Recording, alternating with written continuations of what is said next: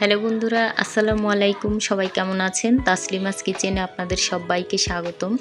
প্রতিদিনের মতো হাজির হয়ে গেলাম আজকেও নতুন আরও একটি ভিডিও নিয়ে। আর আজকে তৈরি করে দেখাবো হচ্ছে অসম্ভব মজাদার একটি পটল ভাজা রেসিপি। আর এই রেসিপিটা আপনি যাকে খাওয়াবেন সেই আবার আপনার কাছে আসবে এই পটল ভাজি রেসিপিটা খাওয়ার জন্য।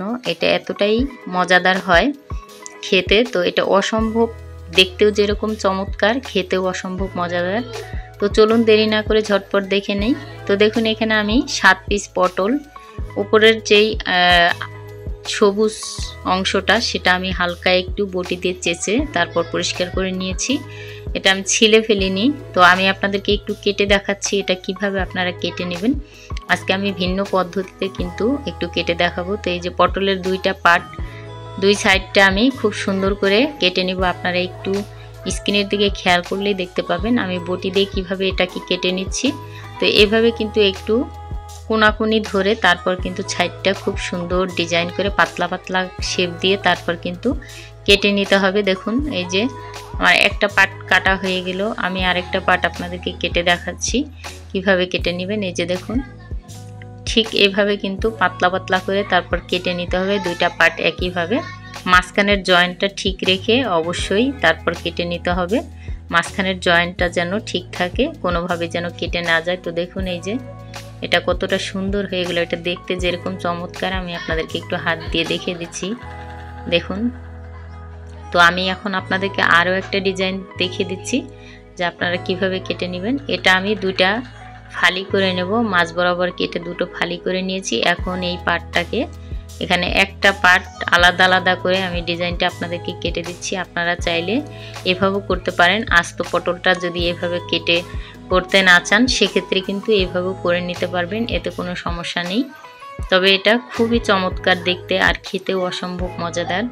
তো দেখুন ঠিক একইভাবে কিন্তু আমি কেটে নিলাম, কিন্তু এটা শুধু পাটটা আলাদা করে নেবেন। এই যে দেখুন কতটা সুন্দর দেখতে। তো এভাবেই কিন্তু পটলটাকে কেটে নিতে হবে। তো আমি কিন্তু সবগুলো পটলই এভাবে কেটে নিয়েছি আগে থেকেই, তো দুটো আমি আপনাদেরকে কেটে দেখিয়ে দিলাম। তো এইভাবে পটলটাকে কেটে তারপর ধুয়ে একদম পানিটা পরিষ্কার করে চিপে নেবেন, এর ভিতর যেন কোনো ধরনের পানি না থাকে। আর পুরো পটলটাই দেখুন এই যে দুইটা পার্ট কেটে নিয়েছি। আমি আপনাদেরকে আরও একটু ভালো করে দেখিয়ে দিচ্ছি যে দেখুন এটা হাত দিয়ে একটু প্রেস করলেই কতটা সুন্দর ডিজাইন হয়েছে দেখতে। এই যে দেখুন একদম চোখ ফেরানোর মতো না। তো অবশ্যই এভাবে কিন্তু কেটে নিতে হবে। আসলে এই পটলটাকে বাহারি একটি রেসিপি বলতে পারেন, কারণ পটলটাকে কিন্তু আরও বিভিন্নভাবে ভেজে নেওয়া যায়। অনেকগুলো ফালি করেও কেটে নেওয়া যায়, আবার মাছ বরাবর ফালি করে তারপর একটা পটলকে দুই ফালি করেও ভেজে নেওয়া যায়।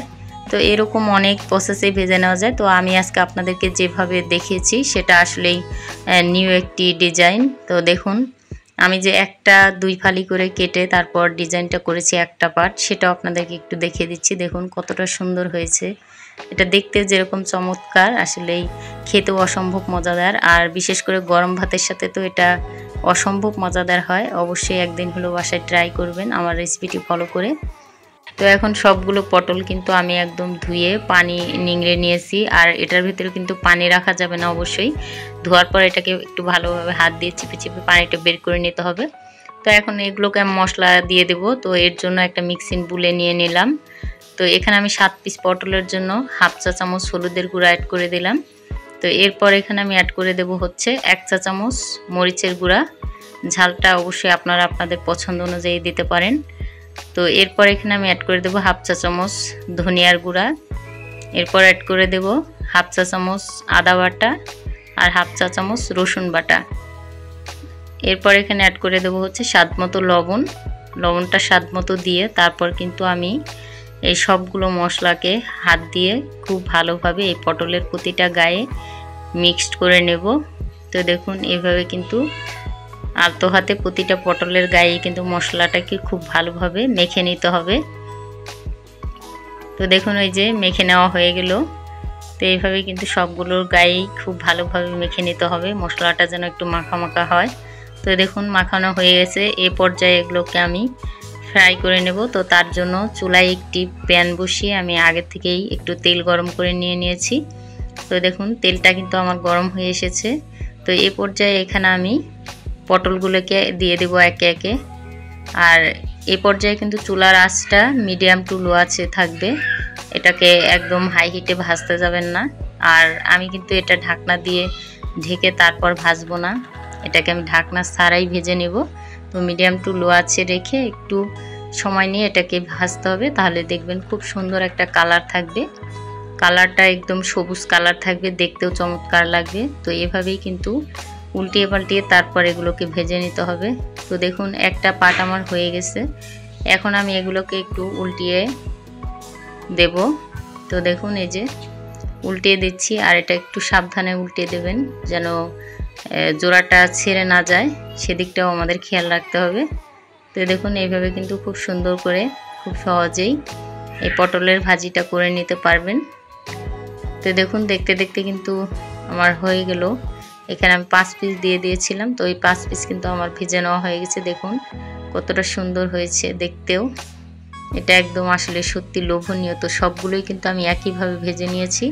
আর এই পটলটা ভাজার পরে যে তেলটা ছিল সেখানে আমি 2টো কাঁচামরিচ আর 3টে পেঁয়াজ কুচি করে ভেজে নিয়েছি, এটার উপর দিয়ে একটু সার্ভ করার জন্য। তো দেখুন দেখতে কতটা চমৎকার। তো আজকে আমার এই পটলের রেসিপিটা আপনাদের কাছে কেমন লাগলো অবশ্যই কমেন্ট করে জানাবেন, ভালো লাগলে শেয়ার করবেন। তো আজকের মতো বিদায় নিচ্ছি, আল্লাহ হাফেজ।